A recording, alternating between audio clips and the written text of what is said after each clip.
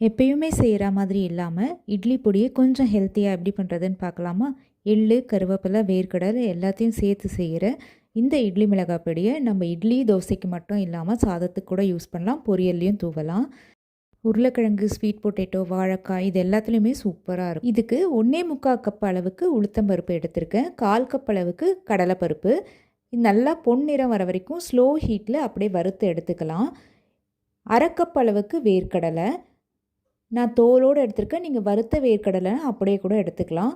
வறுத்துட்டு நீங்கள் தோல் நீக்கலாம், இல்லை அதையும் அப்படியே எடுத்துக்கலாம். 1/4 கப்போட கொஞ்சம் அதிகமாக கருப்பு எள்ளு எல்லாமே வறுத்து எடுத்து வச்சுட்டேன். இப்போ காரம் நான் கம்மியாக தான் சேர்த்துருக்கேன். 1 கப் அளவுக்கு மிளகா, இந்த பொடிக்கு தேவையான அளவு உப்பு, ஒரு 2 சொட்டு எண்ணெயை சேர்த்து வறுத்து எடுத்து வச்சுட்டேன்.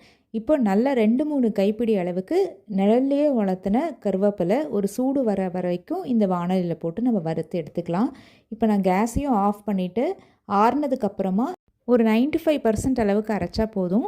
இந்த டெக்ஸ்டர் இருக்க மாதிரி பேட்ச் வைஸாக அரைச்சிட்டு மிக்ஸ் பண்ணி ஒரு டைட் கண்டெய்னரில் எடுத்து வச்சிட்டோம்னா அருமையாக இருக்கும்.